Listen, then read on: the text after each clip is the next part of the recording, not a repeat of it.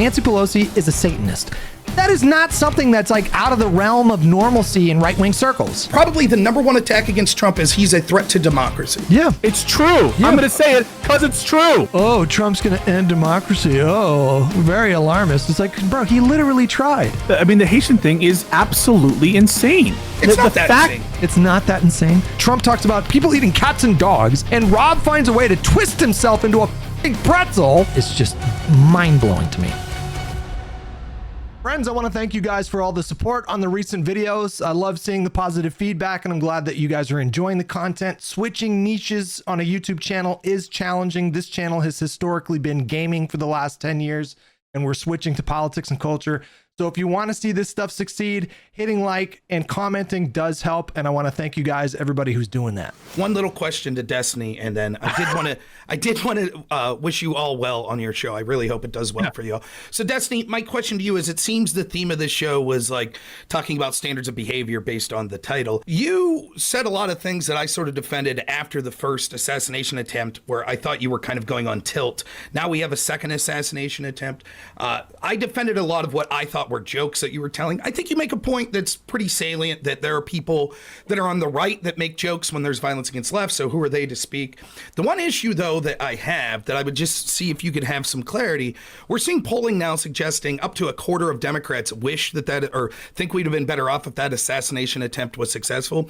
When Pisco asked you point blank after that first assassination attempt, did you want that bullet to kill Trump? Your answer was basically you paused, and then you said you didn't know what you could say on stream, and then you responded, well, the worst thing that could have happened was someone shooting at him and he lived. So I just want to ask you point blank, I know you don't owe me anything, but seeing as how it was Pisco that asked you originally, did you... I mean, I think it's just obvious that if Donald Trump had been actually assassinated by either of these two would-be assassins, that it would have been just terrible for our democracy. It would have been bad on so many levels, just so many levels. Want Trump to be assassinated, and do you think, seeing as how there's so many Democrats that clearly do want that outcome, that you should be more forceful in condemning that if you actually don't believe that? I said multiple times that I don't think anybody should advocate for killing politicians or anybody that is publicly protesting in the United States for any political reason. But like, things are so polarized in this country that if somebody took a shot at Biden next week, you would see similar kind of like edgy jokes and edgy takes from Republicans. Like, or if somebody actually assassinated Joe Biden today, I'm sure you would see some people like Laura Loomer and a number of other conservative pundits that would essentially be joking about it. So this idea that like it's only going one way is just silliness, or that Republicans are above this kind of discourse. We saw Republicans make fun of Paul Pelosi. Donald Trump was making fun of Paul Pelosi literally just like 2.5 weeks ago. It's not like this is going one way, okay? I don't think that's good ever, and I don't think we're at a point where we should be advocating for that ever. But I mean, failed assassination attempts are a boon for the person who is failed to have been assassinated or whatever. That is a political reality. That's true. I think that's a really bad outcome. And whether or not people are doing things that make other people think that they're going to take the country in a direction that would be catastrophic and would result in more harm than any individual being killed or whatever is an opinion that apparently 25% of Democrats have. It's not I don't feel much sympathy on the conservative side right now, given where we're at as a result of everything they've said. So. But calling for someone's death is one thing. Saying, well, if it happened, I think that would be a good thing is another. So you're ready to say, no, had Trump been killed, that would have been a bad thing for this country? We're going to be fine. I don't know if it would have been a bad thing or not. I think that if you were to poll Republicans on whether or not if they think Kamala or Joe Biden being killed, I don't know where they'd be at, considering how many of them believe in satanic death cults or whatever, or QAnon. But I wouldn't call for anybody to be killed. I think that would be really bad. I think it would set a really bad precedent in the United States. I think it would be a bad thing and I think that this deserves an answer, because just in terms of where the country is at, if you think that there's like a bunch of a split in the country and a lot of partisan inner fighting, that kind of thing, and when you're in a situation where you have a lot of crazies in my Nick Whitty just comes in here and says hairline. Yeah, what about it? What about it? Looks pretty good, right? We seem to be doing okay today, right? We're doing all right. My opinion on the MAGA side. I've been getting really close to just shaving my head, guys. I'm getting really close to just Jason Statham, you know? I don't think that it does anyone any good to have the democratic process short-circuited either by Trump or by an assassin's bullet. I think that's not good for this country. Yeah, and Destiny, I think with you, Like, I get the whataboutism. I get that there are people on the right that'll be psychotic and deep down would say, yeah, I want our opponents to be killed. It's certainly not me. I've been forceful calling against all political violence. But with you, it's like oftentimes I feel like you say something in the heat of the moment. And ATX Couch Potato, thank you so much, buddy. then later, when you like have a cooler head, you sort of walk back. So like one of the first times I talked to you during the George Floyd riots, you said that rioting was the other side of the coin of voting. And as long as the riots were directed at public officials, you just thought that that was the other side of the coin of voting. And now it seems that maybe that's not something you believe. And I think, I don't care. I'm not blaming anyone for what. Wait, when have I said that's not something I don't believe in rioting? No, I think you seem to have talked back the riots of George Floyd. You've said, to me, you've said, how could you say that I was for them? I had so many people on the left that were furious of me for sticking up for Rittenhouse. So it seems like you've given a mixed message. Yeah, there's like a difference between like rioting during public buildings or whatever, or government buildings during, the anti-war movement or the civil rights movement or like the Stonewall riots. There's a difference between that and then people like breaking into a Nike store during a BLM riot or breaking into a Target, like one of those things is meant to agitate for change. I'm not saying that that's ideal. I'm just saying it happens. Like it happens when people are deprived of rights long enough, you can expect that kind of thing to happen. Right. But there's a huge difference between that and just like breaking into Target, and just running out with $200 worth of items or whatever. Your chat is always right about your appearance. Oh God. This was, what year was this? This was 2015. Whew, boy, let me tell you what. Oh boy, look at that hairline. Not good, not good. Hey, Vantix, on any other day I'd be able to take that joke, but you're a dick, bro. I'm banning you. What do you say? He just comes in here all willy-nilly and goes, like, make a joke of it. Don't say, Hutch, honestly, you look like a guy smoking meth. Like, I can, like... But it's not even not true. Because guys, listen, at this point in my life, I was not doing well. First of all, I think I'm chewing tobacco here. Second of all, I was getting about, I'm going to say 70% of my daily calories from beer. That's just the truth. I was drinking so much beer that I would like make dinner for myself and I would only eat like a third of the meal because I was so full from beer. Like I was drinking at this point, I think I was drinking 4 to 6 Sierra Nevadas pretty much every day, I would say. Like I can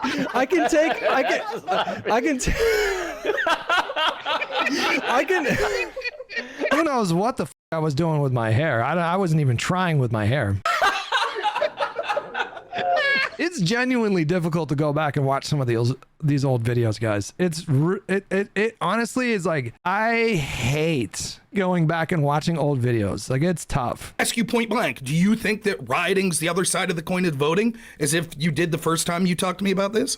I don't know if I said if I've ever believed that rioting is the other side of voting. I know that like activism and protesting, and it can be rioting, can be another side of voting, that like activist things like this. Somebody said, Destiny, you've already debated him on this and you already debunked it. Was that not my original quote? I don't remember what my original quote was. I could put the yeah, that's fine. Sure, you didn't debunk it. Yeah, that was the original quote. You said that.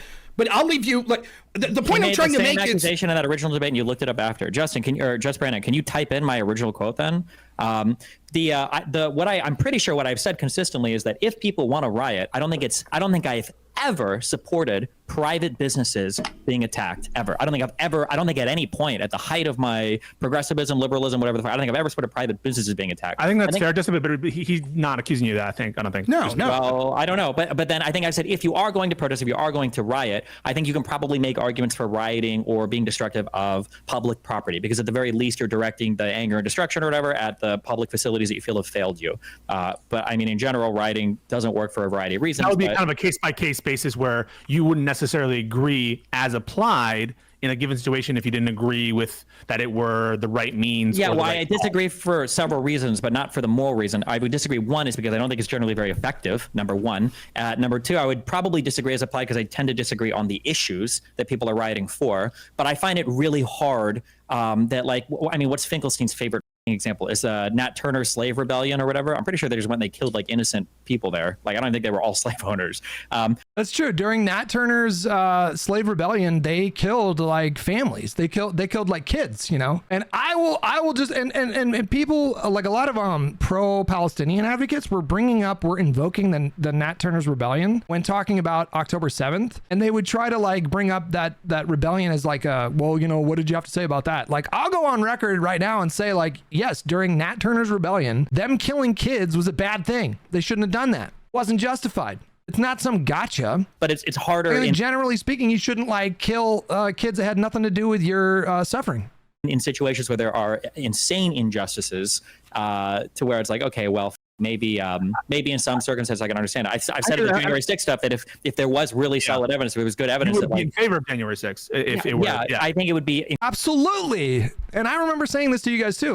Like if it really was the case that Joe Biden cheated in swing states all over the country, and if it really was true that they stole the election in 2020, then January 6th absolutely would have been justified. Obviously. If it would have happened in a third world country, if some dictator or whatever stole an election and then the people rose up and, you know, did even like a violent revolution to displace that dictator and assert their win in an election, we would cheer it on. We would say, oh yeah, great for democracy. Incredibly queer as an American citizen to say that you have a principled stance against insurrection or something, given the foundation of our country. Like I think that you kind of have to have that baked in a little bit, but it was going to come down to what the issue is. I just want to give some credit to Rob. I think that Rob is generally very, very against political violence, and I think that this disconnect has to do with a little bit of Destiny's like kind of being incredibly specific. I think Rob is saying at no point is political violence justified. Correct. That it's not exactly. I mean, how could you believe that? How could you believe that like political violence is never justified? Really? Really? How could you believe that? That doesn't make any sense. I feel like Rob is taking this position to try to make Destiny look bad instead of like thinking about what that actually means. He's saying like no kind of violent insurrection or revolution is ever justified. I guess his position back in, you know, 1776 or whatever would have been like, oh, it's not justified for us to fight against the monarchy. You know, that would have been his position because it's never justified, right? True. Doesn't matter if there was like taxation without representation. Doesn't matter if like they were mistreating American citizens at the time and, you know, taking over their houses and, you know, basically stealing people's goods and services for their own purposes without any, you know, none of that matters because it's never justified to take any kind of violent action against the state. That you would say that? I think that there are situations where you would envision it, but it's not useful to talk about them or to say anything other than political violence is never justified.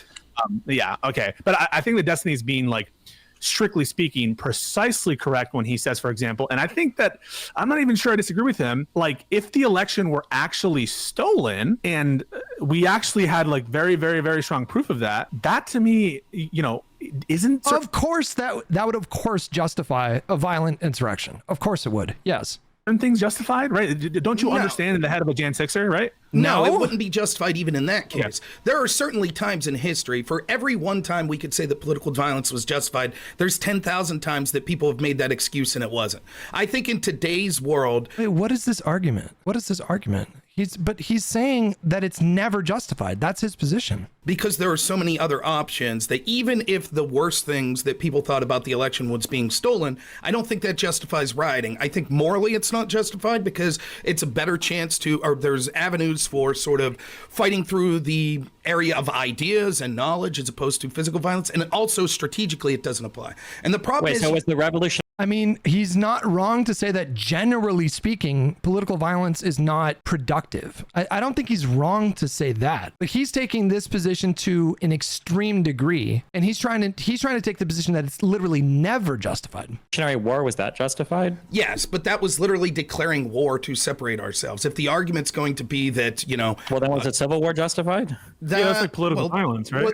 Well, again... I'll repeat this. Like Pisco already gave the answer to this. Yes. Well, is the Civil War justified on what end? You know, like what angle are we taking here? So you could point to a few times in history where political violence was justified. The situation back then was vastly different than it is today. So we have so much more battles are fought through information now, not so much through physical violence. And the problem is, if I were to say to you, sure, I guess there's a time where political violence will be justified, every single person with an issue says yes, and this issue is mine.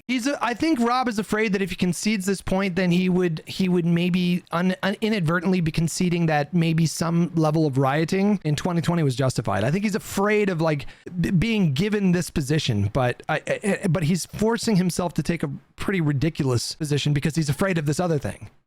Systemic racism. See, we can't go through the systems because they're all racist. Therefore, we're justified in violence. All the police are killing unarmed black men so we could light the country on fire. Well, this is a huge pivot. I'm just curious. I don't know, would you agree then that the justification for the Second Amendment to fight against the tyranny of the government, that's a wholly unsatisfying answer? No, because it's to prevent excesses from the government where the government would come at you. Secondly, well, what if those excesses manifest? What if they actually become a reality? You're saying, well, the Second Amendment's there to prevent that from happening. Okay, well, let's just imagine a scenario where it happens, where the government becomes tyrannical and, you know, they all of a sudden decide that you don't have constitutional rights, and, you know, they all of a sudden decide that, you know, they don't have to have elections, or we don't have to follow any laws, and we essentially, you know, dissolve the U.S. government, and we're at the whims of a dictator. Like, what would political violence be justified there or not? You know, but you would agree that every single time where the government comes after you should never use violence, right? No, not necessarily. Like, if you're defending yourself, that's different than proactively going and causing a riot.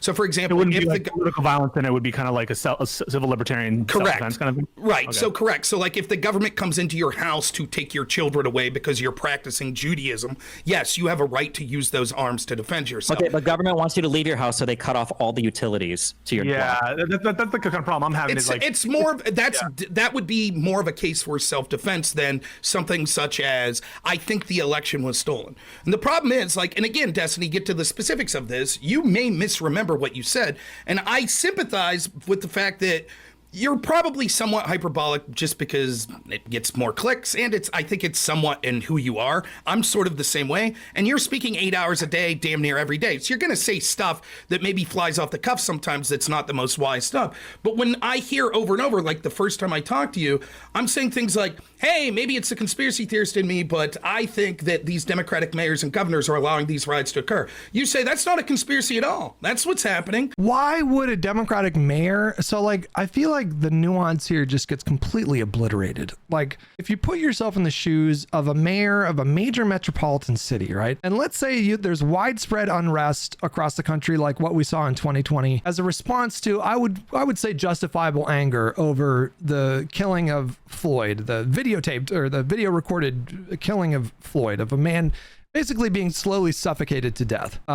People were justifiably upset about that. And then unrest happens in mostly major cities across the country, and you're the mayor of this city where there's unrest happening, there's riots in the streets, and you're the governor of a state where maybe you have riots happening in 2 or 3 or 4 major metropolitan cities, and then you're confronted with a choice. Well, what do we do about this? What you don't want to do is make the situation worse. What you don't want to do is have a situation like the Kent State massacre, where the National Guard was sent in to quell protests that was happening on Kent State University campus, and I believe it was 5 or 6 people were shot to death. You don't want to have a situation where you send in, you know, a bunch of armed law enforcement with aggressive orders, and then all of a sudden, you know, you're now there's 10, 15, 20, 25 dead civilians who are rioting. And so you have to navigate that situation very carefully, because, you know, what do you think is going to happen if you have law enforcement firing on crowds of people or whatever? It gets out of control,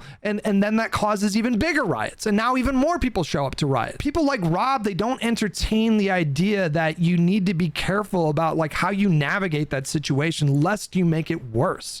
And so, yes, sometimes you can have mayors that are confronted with situations that are absolutely not ideal. And maybe you could have a situation where you're advising law enforcement to act with extreme restraint. You know, if it means like a building burns down or whatever, maybe you calculate that there is an acceptable amount of loss that would be better than a situation that could possibly result in like fatalities during a protest. Basically, since the Kent State massacre, no mayor wants that on their record. No governor wants that on their record. They don't want to be responsible for sending in authorities that's going to make a situation even worse. It's extremely delicate. And it wasn't just Democratic mayors and Democratic governors that were confronted with these dilemmas. There were riots that were happening in red states all over the country as well. I mean, I can understand how like that would be a difficult position to be in as a politician who is in charge of like maybe sending in the state National Guard or being more aggressive in sending in the authorities. That's a difficult choice to make, and you don't want to make any mistakes. But we just leapfrog past all that nuance, and now it turns into Rob saying like the mayor of a city is intentionally almost like advocating for mass riots because ... communism, or like what? Like what would be the motivating? Like, here's a hot take. I don't think any mayor wants something like a massive riot on their record. Just if we're just going to reduce it to like cynical politics, then if a riot happens on your watch, then whoever runs against you in the next election gets to say like, well, look at all this rioting that happened. Like the idea that there would be politicians out there that like literally want there to be violent riots happening is pretty absurd. But people like Rob take this like cartoonishly evil caricature of Democratic politicians. And it's the same thing they do with like teachers. You know, teachers want your kid to be trans. Why the they want that? Like Democratic mayors want widespread violence. Like, why would they want that? Why would they wish that on their own community? And rioting's the other side of the coin of voting. He did. I have the clips. I mean, he said that stuff, and then later when it's like, or we could have, you know, there's a litany of examples like this where this stuff was said, and it only matters to me because I think some of your audience, just like some of my audience, just like some of Pisco's audience and, you know, others, some of the audience is pretty impressionable. So, like, I've seen people send clips from your Reddit, Destiny, that's like, well, since the Supreme Court basically made Trump God Emperor, we tried to use the legal avenues. So now maybe it's appropriate to go outside the scope of that. And I just think it's playing with fire. It's cool. You want to make... Is he trying to say that it's like a mainstream position for like Democratic pundits that Joe Biden literally sends SEAL Team 6 after Trump? Jokes about Corey Compton. It's a meme. I don't think anybody's saying to do, like, I don't think anybody is like suggesting that we'd seriously do that. I think they suck, but you have the right to do that. I'm not going to clutch my pearls over it. But when you're specifically asked by Pisco, not by Piers Morgan or someone you could give two shits about, but by Pisco, and you're like, but clearly you didn't want the bullet to kill Trump, right? And you're like, well... Like, I think that sets a very bad precedent, particularly if your first spaces here is going to be about standards for behavior. Listen, I think that the day Donald Trump dies naturally of natural causes, whether that be cancer or heart attack or stroke, or I don't think I'm going to be like upset. Just to be honest with you guys, I will not mourn President Trump. Okay.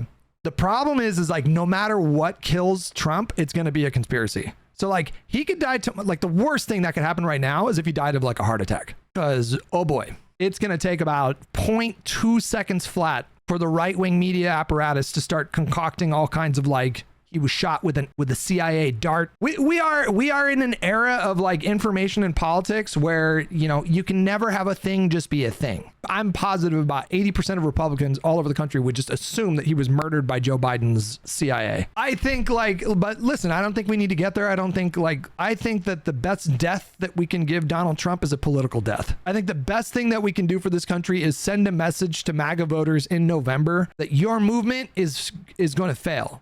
Your movement is a failure. It has failed. And if you continue on this path, you will continue to lose over and over and over again. And then maybe sometime down the line, we can get Republicans to maybe start being like a little more reasonable. Of course, the other option is just that they just get crazier and crazier. They just commit to that's what they've done so far. Like rather than do a mea culpa, rather than do like an honest inventory or honest self-appraisal about the state of the party and, you know, how they can do better outreach to various groups of voters across the country. They're not doing any of that. They're just leaning more and more into the oh, well, they stole it. You know, the Dems cheated in 2020. They cheated in 2022. They're going to cheat again in 2024. And maybe they just get crazier and crazier. And I have faith in our electoral. I have faith in our system as it is right now, that as long as the Republicans keep leaning into this crazy shit, they're going to continue to be punished for it. And so that's why I feel like optimistic about the state of things right now. But I think that outcome would be much, much better than, you know, Donald Trump literally dying. first of all, I think the space is a little broader than that. Has to do with like, I agree. There's something about standards of behavior, but I do want to say you would just make a martyr out of him, and it would be a nightmare for the rest of us. So I agree, Rob, in the sense that I think the correct answer is it would be the worst outcome. But I don't think that we should conclude from his answer, which is a little bit more equivocal, and he was kind of thinking it through out loud in real time and trying to work it out in his head. I don't think that we should conclude from that he wanted violence to happen to Donald Trump, or that he would encourage it. And I do think that you're going to find some crazy BGGers for sure. But are you going to find Destiny encouraging violence, political violence, in his clips? I don't know about that either. Well, let me be clear. Yeah. The only reason I would agree to talk to anyone is I think there has to be a precursor agreement that we're not going to call for violence against the other or for their politicians or whatever. So I defended Destiny and think, for me, I have a bias that I... Okay, well, I mean, Destiny, as far as I'm aware, has never called for like political violence against his opponents. Could be missing something, but I've never heard Destiny make anything like that kind of a claim. Stream because I'm entertained by it, and I don't want to talk to people that I think want me to be harmed or want to call for violence. So I gave the benefit of the doubt that that's not what Destiny was doing, and that's why I just asked for him to clear it up, because that was the only comment that I heard in the aftermath of that. Look, I think that I sympathize, as you know, Pisco, of conversations I've had. When Pisco asked me, Rob, will you say if Trump wins, you'll condemn him using FISA warrants illegally to spy on his opponents? And I say, you, Pisco, I'm not going to, I don't owe you anything because you didn't say to my level that I thought was appropriate when that happened against Trump. So when Destiny says to Piers Morgan, I don't owe you when Piers says, well, you condemn this, I get that. I actually sympathize with that. But when you asked him, that's different. And that's the one time that my eyebrows raised where I was like, I'm still giving Destiny the benefit of the doubt, but I just wanted to hear it from his own mouth. Look, I was heated in that moment. Yeah, okay, maybe I was being a little jokey or whatever, but clearly I wouldn't want Trump to be assassinated. I'll listen to this again afterwards. I'm just, because I can only read the transcript because I can't listen when you guys are talking, but I'm just reading the transcript. That's affecting political change like this is fine. Like, that's part of the goal. Like, activism and riots are one side of the coin, and the other side is voting. Like, bringing awareness to issues like this, and attempting people to vote differently is part of the goal, right? So I can listen to this afterwards. It doesn't sound like I'm defending like violent rioting, burning down cities. It sounds like I'm talking. But let me be clear. You specifically say you're against the burning down of private property. I've never accused you otherwise. Wait. What were you just saying that my quote was about then? Then what are we even talking about? Your quote about the precinct. It's about the precinct. It's about the public buildings. You said there. You just read in that quote. You said that like activism and rioting's the other side of the coin to voting. And what you made it clear, you're not talking about burning down someone's private building or looting. I feel like you can take like a morally neutral stance and say that, like you can remove the morality out of it altogether and say something like, anytime you have a situation where a group of citizens are, their rights are being deprived, or they have some sort of like legitimate grievance, and then that legitimate grievance is not adequately addressed, then you can probably expect that some level of like violent resistance is going to happen. And you can say like, well, that's not even like, you can take the position where it's like, that's not even like a good or a bad thing. It's not a morally good or a bad thing. It's just something that you can expect to happen. But you are talking about the public institutions that were being attacked. And you said, yeah, that's sort of the other side of the coin of voting. Wait, when have I ever said, first of all, that's when you say, yeah, that's the other side of the coin of voting. Like, I'm saying that like, yes, every time you vote, you should also burn down a police precinct or whatever. Is not, that's a bit of a false equivalency. But number two, wait, when have I ever said anything different to this? But that's your quote. What did you mean by that then? What do you think you meant when you said rioting and activism's the other side of the coin of voting? What do you think you meant when you said that? Well, I'm saying the coin and the other side is voting, like bringing awareness to issues like this, and attempting people to vote differently is part, and getting people to vote differently is part of the goal. If we're looking at it in a political calculus, I can interpret it one of like, I think, three ways. The first one is I could say that this is what happens when like voting systems are ineffective. That could be a commentary, like Nerdy not necessarily a normative thing, Thank but you, him just explaining what occurs in the absence of like proper, responsiveness to the electorate. He could be saying that it's possible to justify in certain situations, though maybe not necessarily in this one, political violence if there's a certain level of urgency or a certain level of, like he just mentioned, the slave rebellion. Or third, he could be saying actually, Destiny was saying if it's directed towards relevant buildings, it's understandable, i.e. protesting in a precinct to combat unaccountable police violence, but that's the furthest he goes. Yeah, that's my read of things too. I do agree that they should have burned down, or it was okay or not wrong for them to burn down the police building in Minneapolis. Of those three, Stephen, I guess which one would you most want, or Cognition, something else? what's up, buddy? You know what? Give me like 2 minutes. I'm just gonna go. Yeah. Hold on. Go. Yeah. Yeah, and let me just say, like, I think this is a bit of a stretch, though, Pisco. Like, for example, let's say you called into my show, Rob does this thing where, like, I feel like I've figured out Rob for the most part. Like, Rob's whole thing is like, if A, then B. So he'll find something and he'll convince himself, well, like, if I can pin them down on A, then that necessarily means B. And then he just won't be dissuaded from that position. So, like, the last time I had a conversation with him, his if A, then B was, if you didn't tweet about the families who invited Trump to Arlington Cemetery, then you don't actually give a about any of this and the rules don't matter. And he just won't, he just won't move from that position. And it doesn't matter if you like in that conversation with Rob, I tried to explain, like, I do give a about Gold Star families. I understand what that pain is like. I'm not saying that these people are, you know, are not allowed to endorse President Trump or even invite him to their son's like graveyard. I disagree with their insistence that they be like above the rules. Like, that's what the families were doing at the Arlington. The families were essentially saying, like, it's fine because we invited him, and they were you know, basically taking the position that the rules at Arlington don't really apply to them because of whatever. Like, they didn't even really give a reason for that. But in that conversation, like, Rob didn't want to give me an inch on anything because he got stuck on this, like, well, if you never tweeted about it, then you don't actually care, and so everything you're saying is bullshit.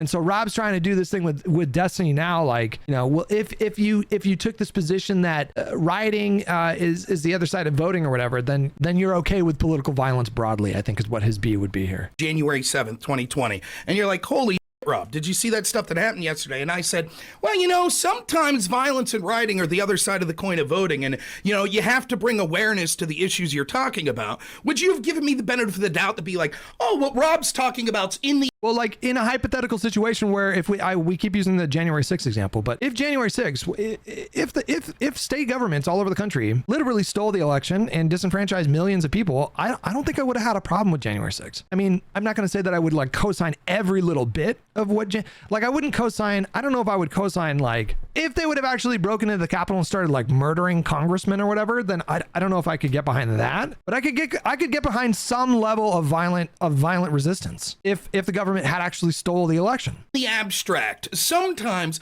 no, you would be like, dude, we're talking about this specific incident.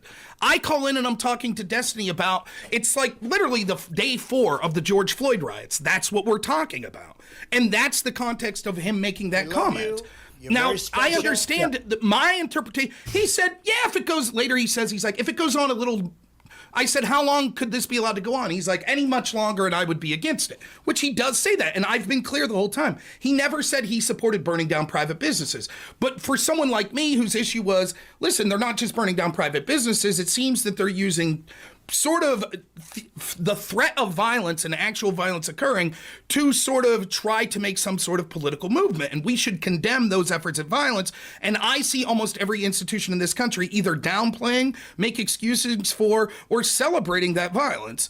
And when Destiny says, like, well, you know, that's the other side of the coin. And as I said, he could check the tree. The issue with the George Floyd riots was that while it's true that a very small number of unarmed black people are murdered by or killed by police every year, it's like 6 or 7. It's like a very small amount. It tapped into something much bigger. There are problems with our criminal justice system that we can measure and point to. Like, a black person with the same exact priors as a white person can be arrested for a low-level drug offense, and they're, number one, they're more likely to be arrested. Number two, they're more likely to be convicted. And number three, they're more likely to be sentenced disproportionately longer than white people. Again, even if you account for the same exact priors, you can have a black person with one prior of B&E, breaking and entering, and you can have a white guy with the same exact prior, one prior of breaking and entering, and they both get caught with, you know, we'll say like a half ounce of weed or whatever in a state where it's not legal. On average, that black person is going to be disproportionately sentenced longer. I mean, that's an issue. That's an issue with our criminal justice system. There's no way that you can explain that away. On its face, like, stuff like that is a problem. Or the simple fact that you're more likely to be pulled over in the first place if you are black. I mean, these are issues that I think like most reasonable people can agree are an issue. And the stuff with George Floyd was just a catalyst that I think tapped into people's already existing frustrations and existing like legitimate grievances. It wasn't wasn't just about cops killing unarmed black people. It's about a broader issue of like systemic injustice. And I feel like we can always do better. Like there's ways that we can improve the system in a way where we can bring these kind of discrepancies down, or maybe we can eliminate them altogether. But it's going to take a while. It's going to take effort. And more importantly, it's going to take awareness of the issue. By the way, where's the loser that said this was debunked? Where are you at, asshole? Man, some of you... My Asian friend gets pulled over all the time. I've never been pulled over. This is Connecticut. I have never once been pulled over in Southern California. In fact, I had maybe I shouldn't tell you this. I was at a stoplight and I looked down at my phone when my car was stopped. Like I never look at my phone when I'm driving and I'm waiting at a stoplight or whatever. And then I hear someone beeping behind me angrily. And I got pissed. I was like, what the f? I look behind me. It's a cop. I guess he saw me like looking down at my phone. He didn't even pull me over. I was like, oh, I'm about to get pulled over right now. He didn't pull me over. I've never been pulled over a single time down in Southern California. I'll tell you another story. This was about 11 years ago. I got pulled over and I should have been in a lot of trouble. And the cop just let me go. Like I've had like multiple experiences like that. I've made bad decisions in my life. Okay. I've made bad decisions. And there was one time I got pulled over where it could have been like life-changing, could have been like a life-changing situation for me. And I was in the car with my ex at the time and for whatever reason, they let me go. And like, I don't know if I was a black guy, I don't know if I would have got let go. But I've had multiple times where I've been pulled over and I basically just got a warning. Multiple times where I've gotten pulled over and I just got a warning. Now, to my credit, like I'm a pretty good driver. Okay. DGGers, you're such sycophants. You can't even call. All right. Leave him alone. Listen, my recollection is it's possible Destiny made that statement, and it's possible he meant that, and it's possible also to change your mind. I mean, like, I don't know because I'm not watching the video right now. It could be that he was saying it was justified, but very clearly, and in a short amount of time, he said all this needs to stop, and he got banned on Twitch for doing so. And so I will. If he said that, I don't agree with it, and I'm sure that I would have challenged him on it. And I think that the analog to January 6th, though, I think, and I don't know if you agree with this, Rob, actually, that January 6th was way worse, and one could make a distinction based on the magnitude of harm or potential harm to our democratic institutions and distinguish them that way. I do agree that there's a potential to have a hypocrisy there. But I think in short order, he was very much against the violence of BLM and supporting Joe Biden, who was against the violence, which was also not just private, also public. If he said it, I disagree with it. Here's the deal. Obviously, all of us, if you're any kind of human, you're going to be fallible, you're going to make mistakes. And I think it's actually a good trait to later admit, like, hey, I've changed my mind on something. Now, not everything. If you constantly flip-flop on everything, then you probably don't have a good core reason for it. But of course, we should give some, exemption to everyone's going to change their mind on some things. But calculations of things like political violence are different. I think that it should be easy to universally condemn this sort of stuff. And for me, it comes across sometimes as hollow when I see people. Obviously, I'm biased as someone who comes from the right wing, and I think that we've seen far more political violence on the left since 2016. But nonetheless, it could occur on the other side as well, and I'll admit that. I don't know if that's true. Far more political violence on the left than the right. Like, I don't know if that's true. I think it's been the case for like 2 decades now that the great majority of political violence is right wingers. It's like 70%. The biggest concern for like FBI in terms of political violence are militia types, like anti-government militia types, 3%ers, that kind of stuff. That's like the huge majority of it. And then when you tell right wingers this statistic that comes from the FBI, they think it's all like politics. They think it's like the FBI has been politicized against right wingers. In fact, I was talking to a defense attorney last night and we were talking about the Tyreek Hill situation. I think it's funny that you'll have so many people on the right that are like, if the FBI knocks at your door, tell them to F off and don't give them any information. But when Tyreek Hill winds up his window, people are like, well, you should just cooperate. He got what was coming. I get that frustration. It's like, it seems to be somewhat of a contentious issue, a little tension there. So when I hear Destiny repeatedly, like in a moment, say like, violence, and then later be like, well, that's not what I really meant. Probably, I think that he was being hyperbolic in the moment when he said that, but it doesn't come across as a good trend as far as I'm concerned, particularly when I think that one of the core strategies that your side has and that's argued about quite often on like you, Josiah, and Destiny Spaces are sort of the rhetoric and sort of the dangers of what MAGA stands for. When your rhetoric, like, why isn't that same standard applied to your side?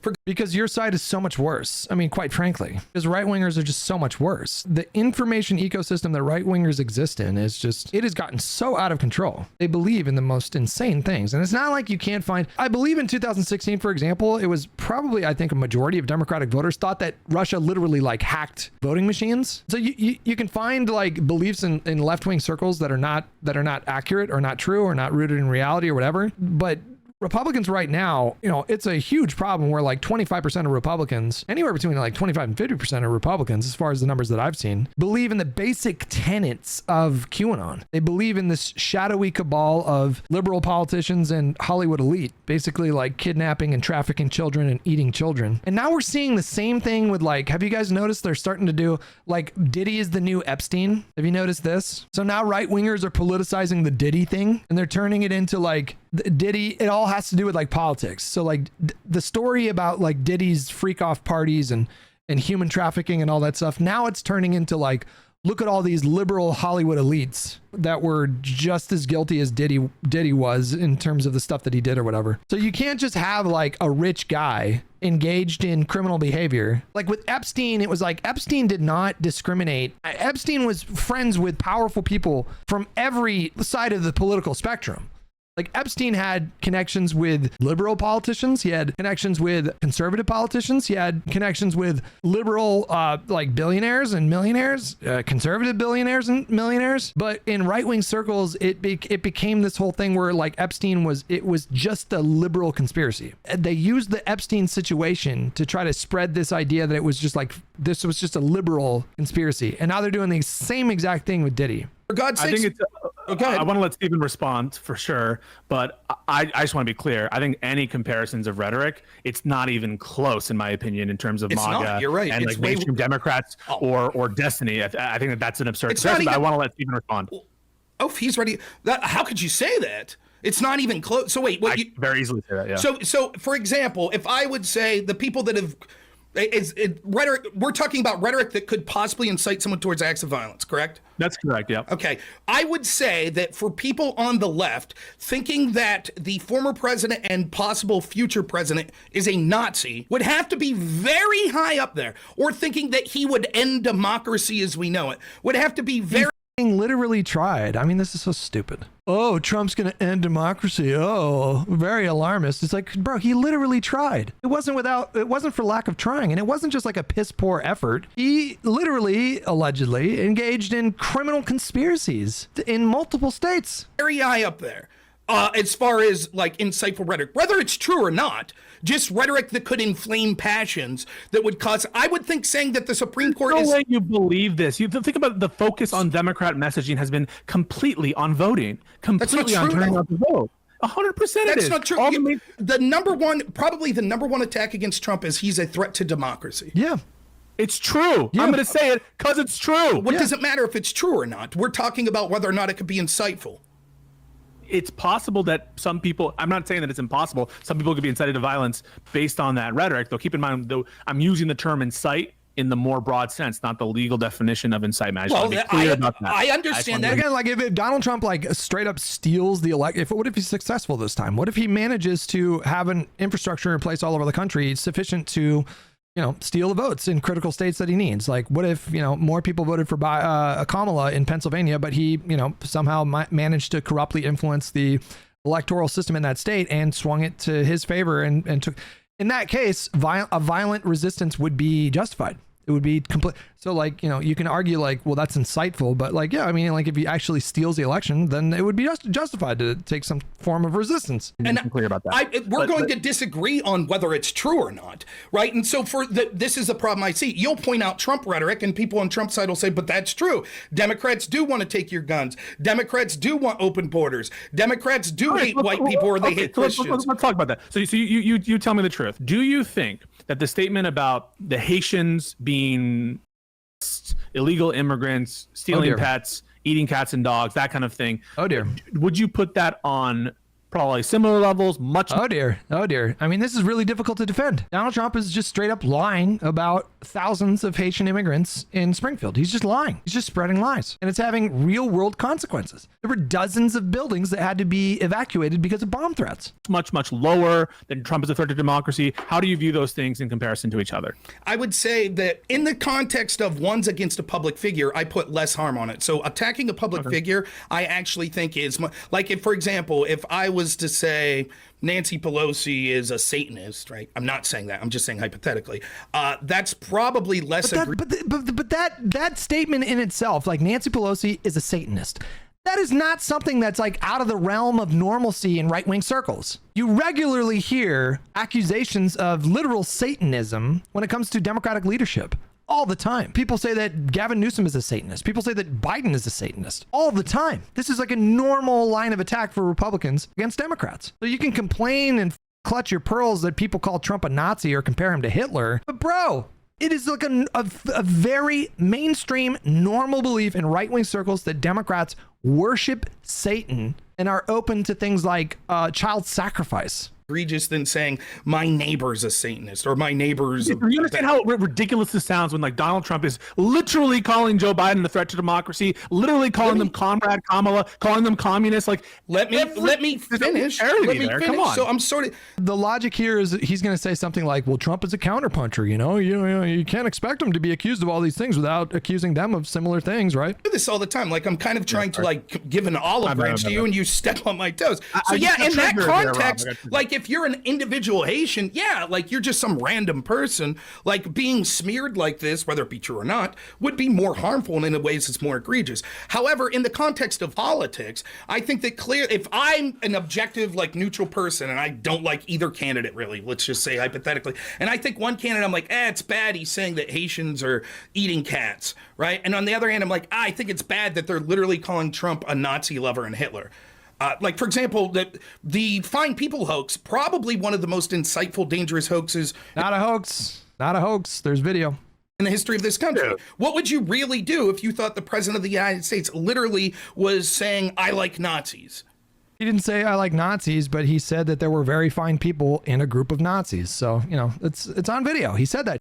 He was literally equivocating, and you know this to be the truth, that there was no, and you're going to point to like one hearsay person, that there was no confirmation that person is there. The notion that there were fine people on both sides is an incorrect notion, and the fact that he gives a self-serving cleanup statement after. They always reference the Snopes article that addresses very fine people, and they totally ignore. No, Snopes, very fine people. I don't know how many times people have linked this fact check, but within the fact check itself, there's an editor's note. Some readers have raised the objection that this fact check appears to assume Trump was correct in stating that there were very fine people on both sides of the Charlottesville incident. That is not the case. This fact check was aimed to confirm what Trump actually said, not whether what he said was true or false. For the record, virtually every source that covered the Unite the Right debacle concluded that it was conceived of, led by, and attended by white supremacists, and therefore Trump's characterization was wrong.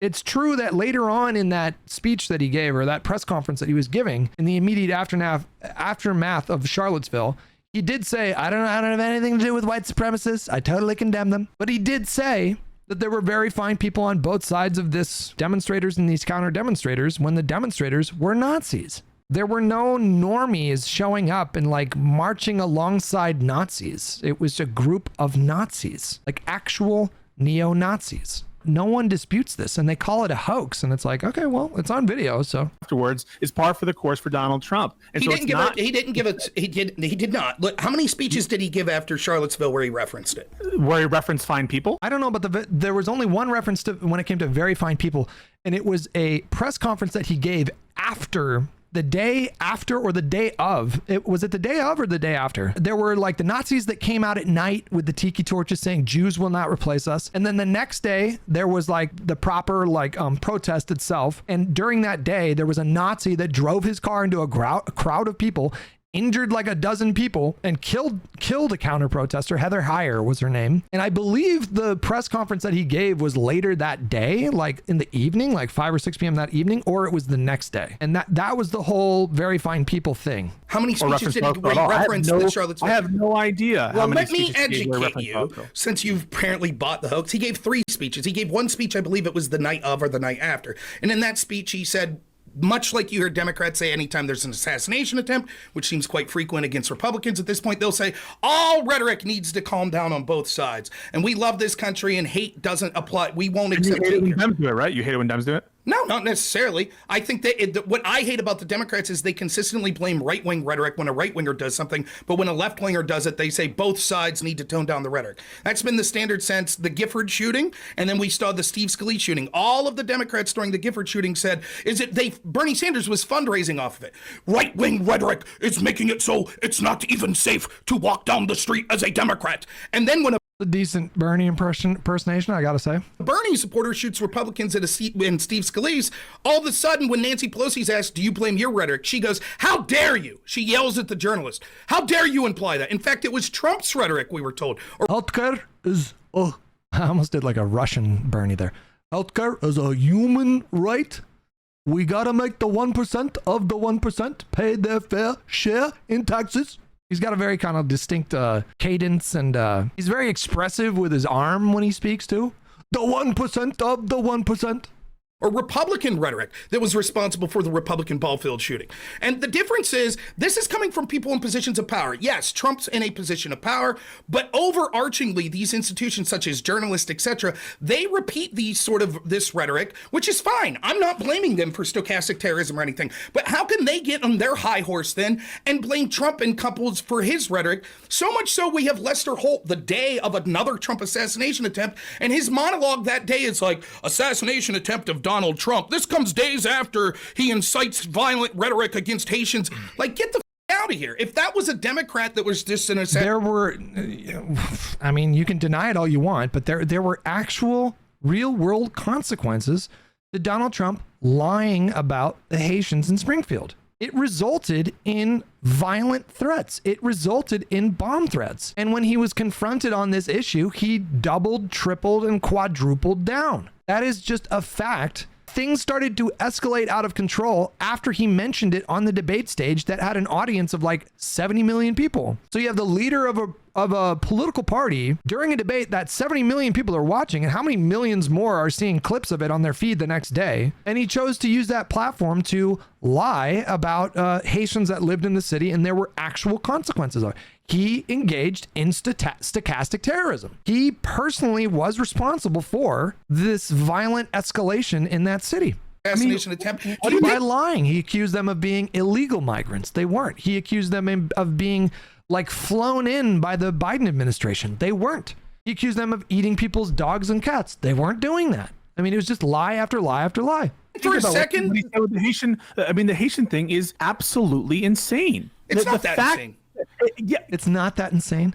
God, the pretzels that people need to contort themselves into in order to defend a idiot like Donald Trump is just mind-blowing to me. Thankfully, I don't have to do that. But if Biden were to get up there and say something similarly insane, I don't think I would have a problem saying like, yo, what Biden said was nuts. That is indefensible. What did he say? Like, I would not have a problem condemning that. Thankfully, my side isn't as deranged as Republicans, and so I don't have to do that. It's not insane. It's not that insane. What it is he's talking about there is a problem there. There are crimes that are going up because Haitians. There are resources that are being taken. There are people in what resources are being taken and what crimes are being committed at higher rates. I've heard stuff about like car accidents, but I don't know if that's true. I've seen people's like personal testimonials that the streets are like they're more dangerous to drive on because they don't know the traffic laws. But I'm not gonna just like, look, I need a stronger source than someone recording a TikTok and being like, oh, I'm scared to drive down the street. I need to see like data. I don't accept anecdotal evidence at face value. Springfield, Ohio, Charleroi, Pennsylvania, and other places that are being inundated with mass fluxes intentionally by this administration. He's just lying here. The administration did not send Haitians to Springfield. That didn't happen. What's he talking about? Of people from foreign countries that have significant differences from us. But what happens is the same thing that's happened with Trump since 2016. He'll talk about something that's a kernel of truth, but he unfortunately listens to people that he's following on social media. Kernel of truth. A kernel of truth to people eating cats and dogs. His claims about Haitians eating pets. Let me finish. I believe there's a kernel of truth about sort of things that are going on, crimes and what have that are occurring with Haitians. There were public. Please let me finish. There were public claims of people that were publicly claiming in town council meetings and elsewhere on social media that there were pets that were coming up missing. Really? Your bar is like, well, there were public claims. Okay, well, there's public claims that Trump is a Nazi. Being eaten by Haitians. What happens is Trump takes something that there's no one gives a shit about the people of Springfield, Ohio. No one. You didn't. The Democrats didn't. This is another thing to like, I mean, I feel like I do give a about people, just generally speaking. He's just so like, he assumes the least charitable position. I don't know if it's projection or what. I mean, I generally give a about people, even in red cities or districts. You know what I mean?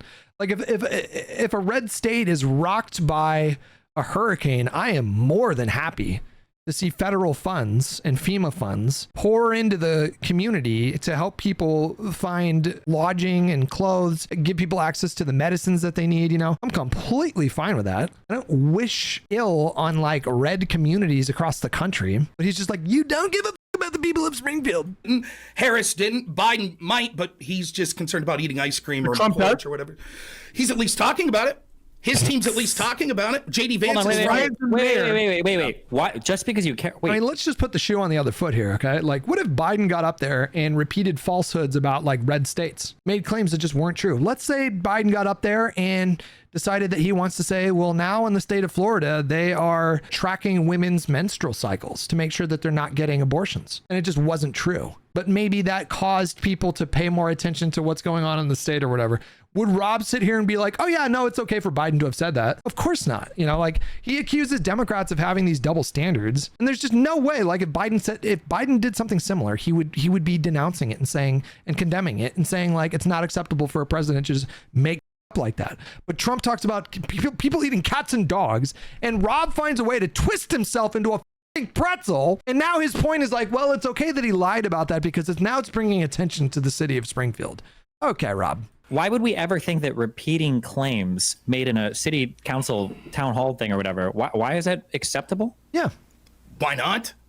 Why is it acceptable? Because you have no evidence. Because you have no evidence of them, right? Well, no. Like, I think I agree with you. If we're talking about best possible practices, it's like if we saw footage of a city council meeting in a super left-wing district in this country and people got up and started accusing Donald Trump of sending in, you know, like death squads to kill people, would Rob consider that like a legitimate source of information? Well, they got up there and they said it publicly, right? No, he wouldn't. He'd be like, where's the evidence? It's difficult to say anything until you have definitive Wait, proof. No, hold on. You generalize that so much. Also, hold on, before I go down this road, just real quick, what was your claim that what I had said in this debate or whatever that we had 4 years ago? I said that you said some of the following things. You said that rioting was the other side of the coin of voting.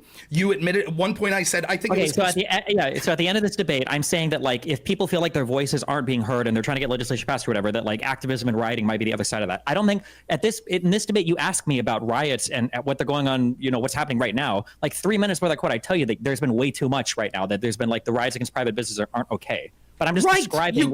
You keep going back. Let me be clear, Destiny, for the millionth time. I have never once, to my knowledge, ever accused you of saying riots against private property was okay.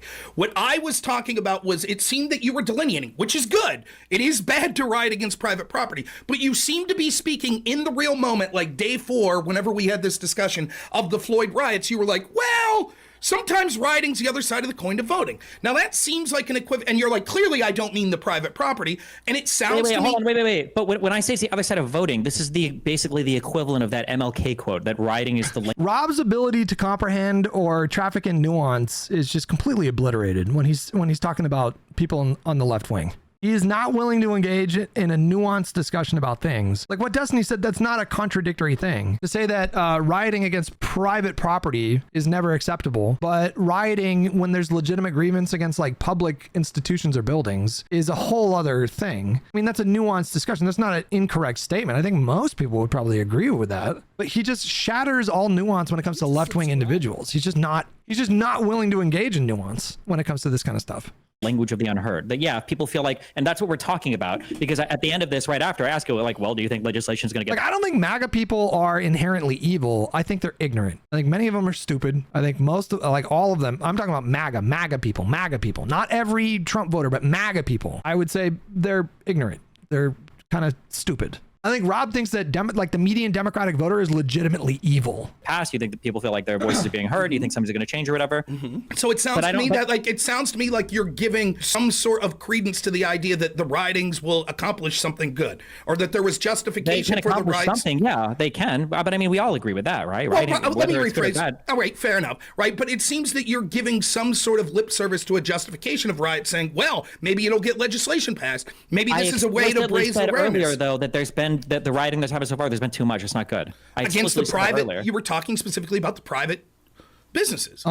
Sure, correct? but I don't know. We don't go over any explicit like attacks against any public infrastructure here to see if I agree or disagree. But it seems like in a world where we both understand, like, for example, this is coming right off 2-3 days after the burning down of a police precinct. When we're having this conversation and you are the one who brings the delineation, you're like, well, clearly I'm against rioting of private property. The obvious inference there is you're differentiating private property from public property. And then when you go on to say, well, sometimes it's the voice of the unheard, or it's the other side of the coin to voting. It seems to any objective person that's listening, it seems that Destiny's saying like, well, if you have to riot to get your voice heard. It's funny because if you actually read Martin Luther King's letter from the Birmingham jail, he is very explicitly like anti-rioting, like unambiguously anti-rioting. Like so many lefties use that line. I think I even tweeted it at one point, like many years ago. But when you actually read the letter, like he stresses the importance of electoral politics. Like in the letter, he even discusses how he had delayed,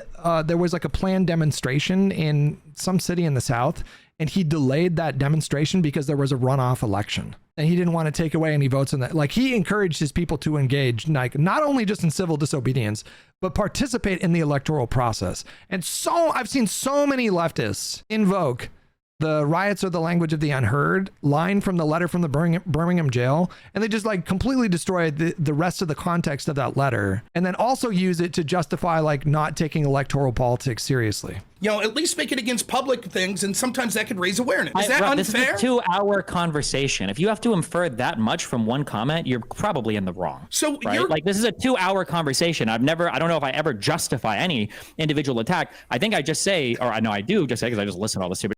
At the end, they're like, yeah. The white moderates too, like the white moderates he was referring to were it was a group of like priests in southern states that were condemning Martin Luther King. And he was specifically talking about them. Yeah, activism and rioting are the other side of the coin. And historically in the United States, yeah, there have been activists and there have been riots or whatever. I don't know which ones I would support or which ones I wouldn't. We go over specific details. We don't go over a specific one in this conversation, but it's a 2-hour conversation. Rob thinks he just got a gotcha here. And I feel like what Destiny's saying is just perfectly reasonable.